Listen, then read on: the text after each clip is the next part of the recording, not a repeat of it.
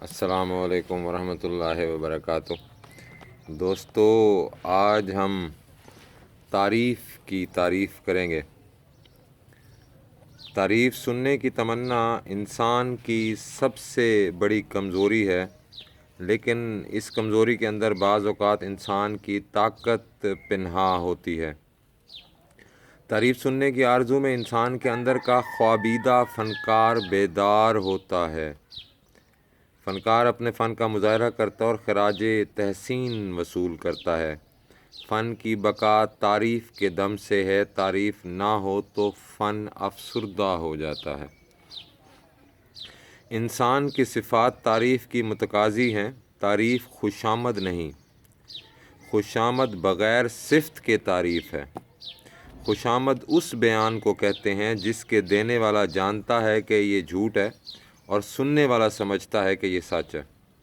خوشامد سننے کا طالب مریض ہے اور خوشامدی اس مرض میں اضافہ کرتا ہے۔ بادشاہوں کو ذل سبحانی کہلانے کا شوق دربار کو خوشامدیوں کی آماج گاہ بنا دیتا ہے، اور یہ درباری بادشاہوں کی آنکھوں پر خوشامد کی خوبصورت پٹیاں باندھ کر ان کی اصلیت سے بے خبر رکھتے ہیں۔ ملکی معاملات کی اصلاح کی بجائے شہنشاہ اپنے قصیدے سنتے ہیں اور رعایا کو مرثیہ خوانوں کے حوالے کر دیتے ہیں۔ تعریف نہ ہو تو شاید دنیا میں اتنا ہنگامہ نہ ہو۔ لوگ جائز ناجائز دولت کما کر گھروں کو سجاتے ہیں، ان میں کم کمیں لگاتے ہیں، روشنیاں کرتے ہیں اور پھر دوستوں کو دعوت دیتے ہیں۔ تعریف ہوتی ہے اور پھر ہوتی ہی رہتی ہے۔ گھروں میں چراغاں رہتا ہے اور دل اندر سے بجھتے جاتے ہیں۔ مال کی تعریف، مال کی نمائش کی تعریف انسانوں کو اندھا کر دیتی ہے۔ جس انسان میں ذاتی صفات نہ ہوں وہ اپنے لباس سے لے کر اپنے مکان تک اپنی ہر شے کی تعریف چاہتا ہے۔ تعریف کی تمنا انسان کو بڑے کرب میں مبتلا کر دیتی ہے۔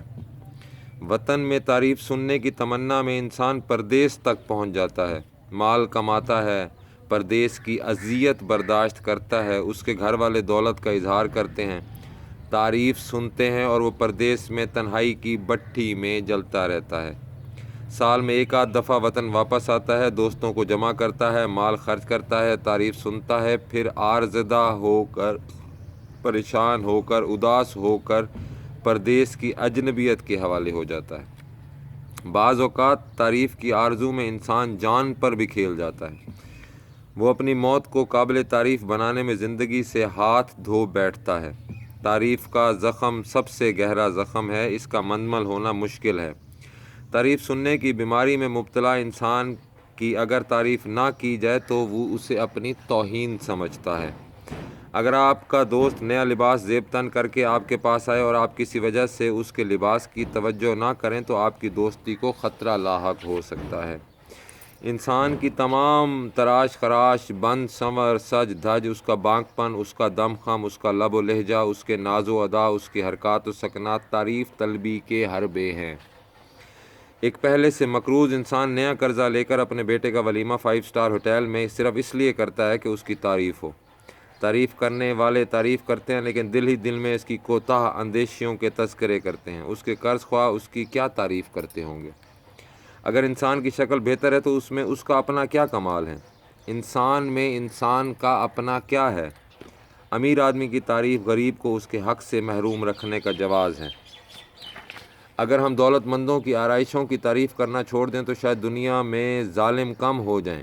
حق والوں کو حق سے محروم کر کے ظالم اپنی دولت کی تعریف سنتا ہے اور یوں معاشی ناہمواریاں قائم رہتی ہیں۔ ظالم اپنے ظلم کو فن کے طور پر ظاہر کرتا ہے اور تعریف کرنے والے اسے داد دیتے ہیں۔ اگر غور سے دیکھا جائے تو تعریف کی داستان میں ظلم کی داستان پنہاں ہے۔ بڑی بڑی سلطنتیں، بڑے بڑے ممالک، ترقی یافتہ ممالک قابل تعریف کارنامے سر انجام دیتے ہیں، لیکن ان کے پیچھے وہ مظالم مخفی ہوتے ہیں جو وہ انسانوں پر روا رکھتے ہیں۔ انسان دوست ممالک افغانستان میں دوستی کا حق ادا کر رہے ہیں۔ آج آدھی دنیا کرب میں مبتلا ہے اور باقی کی دنیا قابل تعریف ٹھہرائی جا رہی ہے۔ سائنس نے بڑے بڑے قابل تعریف کارنامے انجام دیے، بس کائنات کی تسخیر کا سہرا سائنس کے سر ہے، اور ایٹم بم کی تباہ کاریاں بھی اس تعریف کے پردے میں موجود ہیں۔ زندگی کو آسانیاں عطا کرنے کا دعویٰ رکھنے والی تہذیبیں زندگی کو عذاب میں مبتلا کر رہی ہیں۔ آج کے انسان کو آسائشیں عطا کر دی گئی ہیں، بیماروں کے لیے ہسپتال قابل تعریف کارنامہ ہے۔ زندگی کی حفاظت کا دعویٰ کر کے تعریف سننے والے زندگی کو ہمیشہ کے لیے ختم کرنے کا اہتمام کر رہے ہیں۔ امن کے پجاری جنگ کی تیاری کر رہے ہیں۔ تعریف کی لائی ہوئی تباہی اپنی قباحتوں کا مظاہرہ کرنے والی ہے۔ اگر تعریف کرنے والے کا مزاج بدل جائے تو تعریف سننے والے کا مزاج ضرور بدل جائے گا۔ تعریف سننے والے انسان کی اصلاح اس وقت تک ممکن نہیں جب تک تعریف کرنے والے کی اصلاح نہ ہو۔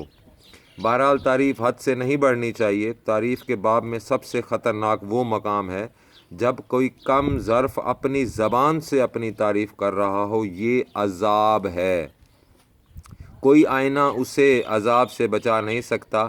تعریف جہاں انعام ہے وہاں سزا بھی ہے۔ تعریف صفت ساز بھی ہے اور صفت شکن بھی، لیکن اپنے منہ سے اپنی تعریف اپنی انسانیت کی تذلیل ہے۔